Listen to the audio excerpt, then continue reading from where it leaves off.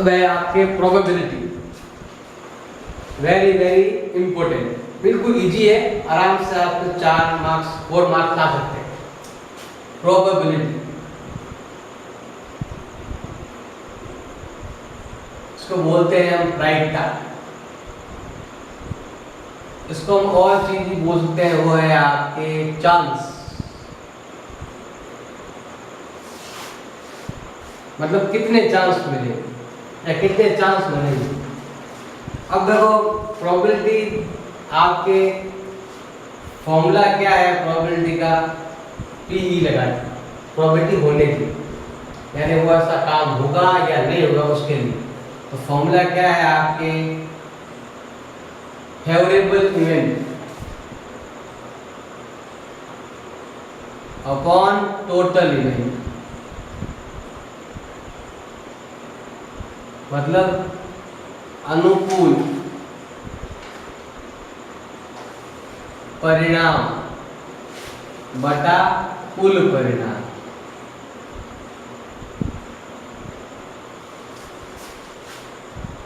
जितनी भी प्रकार की सभी जो प्रोबेबिलिटी है वो सबका जो सम होता है वो क्या होता है आपके 1 होता है, चाहे वो प्रोबेबिलिटी हुई है या वो प्रोबेबिलिटी आपके नहीं हुई है। या तो इस पे बार लगाओ, ऐसे ई लिख दिया, इसके ऊपर ये बार लगा दो, या आप चाहो तो ई नॉट का प्रयोग भी कर सकते हो। या तो लिखो ई के ऊपर बार, या लिखो ई नॉट, दोनों का मतलब एक ही है, मतलब ये इससे थोड़ा अलग होना चाहिए। प्रोबेबिलिटी हुई है या नहीं हुई है, दोनों का सम कितना होता है, हमेशा 1 होता है।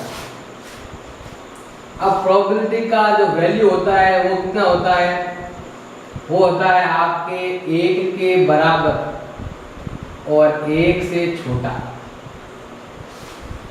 Smaller than.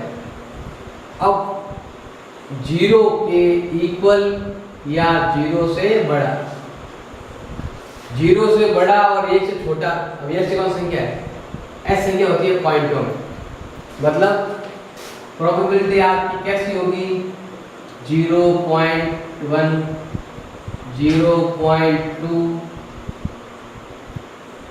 या 0.789 या 0.992 या 0.0098, मतलब यहाँ 0 पॉइंट आएगा, ना कि 1 पॉइंट।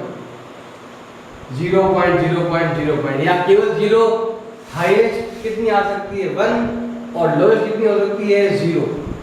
या इसका एक और भी रूप कर सकते हो, सबसे इजी अगर समझना है प्रोबेबिलिटी कैसी होनी चाहिए तो वो ऐसी होनी चाहिए, या तो है आपके डिनोमिनेटर और या है आपके न्यूमरेटर, यानी कि अंश और हर। ये वाली संख्या क्या होनी चाहिए, छोटी होनी चाहिए, और ये वाली संख्या क्या होनी चाहिए आपके लार्ज होनी चाहिए, जैसे 9/11 या 9/10 या 9/100 या 9/, कोई भी लिख सकते हो। या ऐसे हो सकता है आपके 12/100, या आप हो सकती है मान लो 112/200, या आपके 113 भी हो सकता है। कुल मिला के ये वाली संख्या बड़ी होनी चाहिए, ये वाली छोटी। अगर आप यहाँ समझ नहीं आ रही तो इनको पॉइंट हटाकर या संख्या नीचे लिखकर फिर भी हम देख सकते हैं। जैसे मान लीजिएगा 0.1 पॉइंट हट गया, या 0 तो ऊपर कितना है 1 और यहाँ कितना 10, ये छोटी होनी चाहिए और ये क्या होनी चाहिए आपके बड़ी होनी चाहिए। इस चीज का आपको थोड़ा ध्यान रखना है। अब आपके प्रोबेबिलिटी का वैल्यू 0 कब होगा, 0 होगा आपके इम्पॉसिबल इवेंट,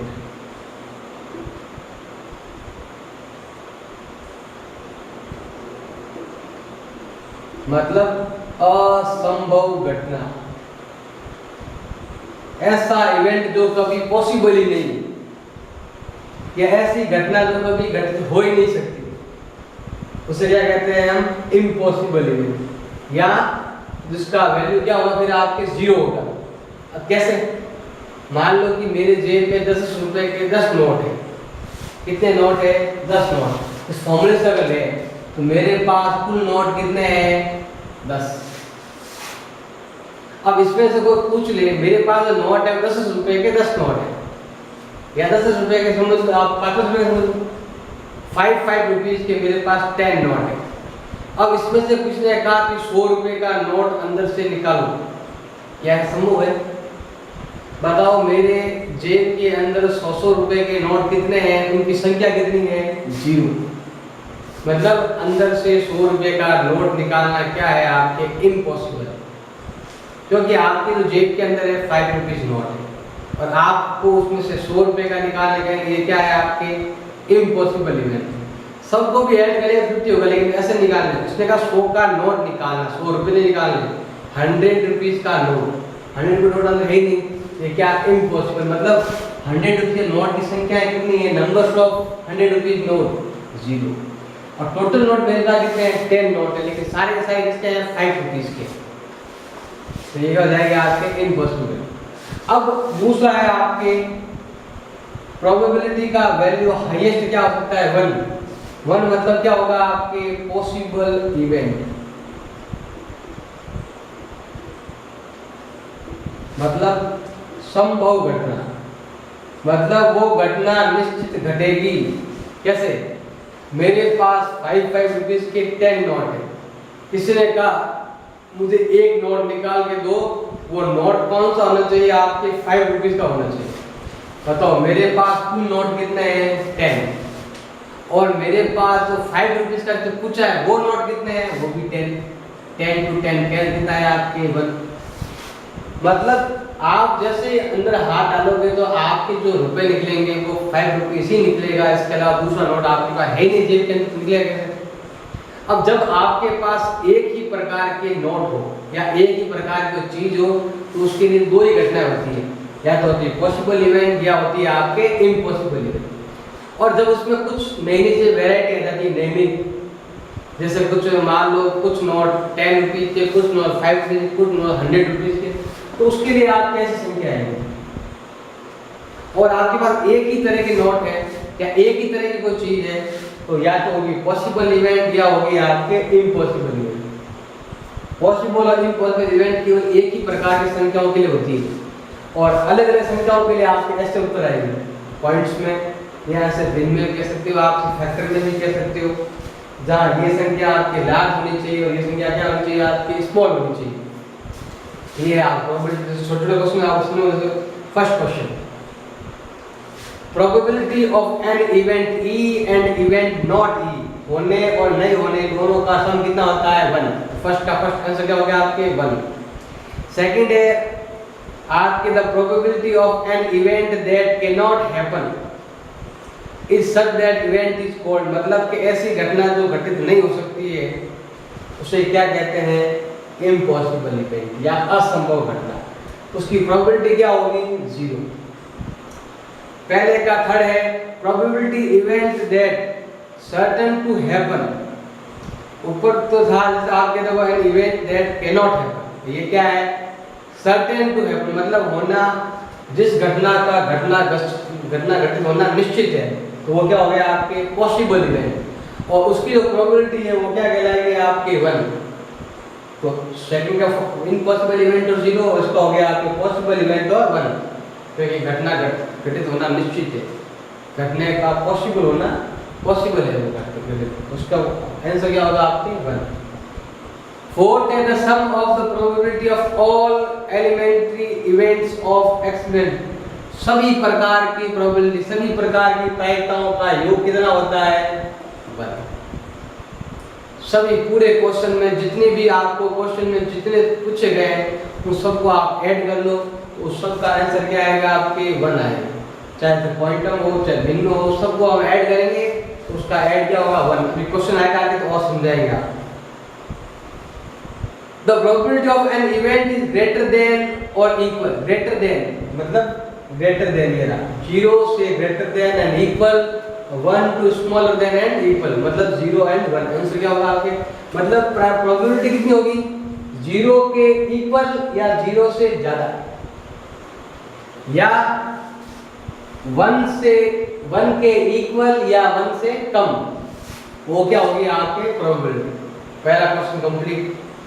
अब है आपके सेकंड क्वेश्चन। सेकंड क्वेश्चन दे रखा है, तो वैसे कोई काम का नहीं है, फिर देख लो। एक ड्राइवर कार चलाने का प्रयत्न करता है, कार चलाना आरंभ हो जाती है, ये कार चलना आरंभ नहीं होती। प्रोबेबिलिटी हो भी सकती है और नहीं भी हो सकती, 0 या 1 कह सकते हो आप। वैसे एक क्वेश्चन काम का नहीं है कुछ भी, सेकंड क्वेश्चन मतलब नहीं, फिर भी आपको मैं बाद में बता दूंगा थोड़ी देर बाद। पहले थर्ड देख लो यहाँ पर। फुटबॉल के खेल में प्रारंभ करते समय, ये भी आपके बाद में होगा। पहले निजी की वो देख लो, फिर आपके सॉफ्ट पूरा कंप्लीट बनाएंगे। फोर्थ देखो पहले, फर्स्ट हो गया इसमें, फर्स्ट आपके नॉर्मल चीजों में हो गया कंप्लीट। फोर्थ देखो, फोर्थ में दे रखा है, फोर्थ का ए तो है 2/3, बी है आपके माइनस का 1.5 और सी है आपके 15% और डी है आपके 0.7। सर कौन सी प्रोबेबिलिटी है? तो प्रोबेबिलिटी कौन होती है? मैंने बताया था ये वाली संख्या बड़ी होनी चाहिए, ये क्या होनी, छोटी होनी चाहिए। देखो ये बड़ी ये छोटी है, ये प्रोबेबिलिटी है। यहाँ देखो अगर हम पॉइंट हटाए तो यहाँ क्या लगता है 0। देखो ये छोटी और यहाँ ऊपर क्या बड़ी है। अब अगर नीचे छोटी होती फिर भी ये नहीं होती, कारण क्या है, यहाँ पर क्या है माइनस में, यहाँ माइनस नहीं है। प्रोबेबिलिटी कभी भी आपकी माइनस में नहीं होती है, प्लस में होनी चाहिए और ये संख्या बड़ी होनी चाहिए। तो ये वाले आपके प्रोबेबिलिटी नहीं हो सकती, मतलब प्रोबेबिलिटी का आंसर ऐसा नहीं हो सकता। अब ये परसेंटेज के रूप में होता है 100 के रूप में, परसेंटेज को हम हटाएंगे तो यहाँ क्या लग जाएगा आपके 100। अब देखो ये संख्या बड़ी है और ये छोटी है, तो ये क्या हो गया आपकी प्रोबेबिलिटी, यस। ये पॉइंट हट गया, यहाँ लग गया आपके 0। यहाँ भी बड़ी संख्या है या छोटी संख्या है, तो ये भी आपकी प्रोबेबिलिटी, यस। नेक्स्ट पार्ट में देखेंगे।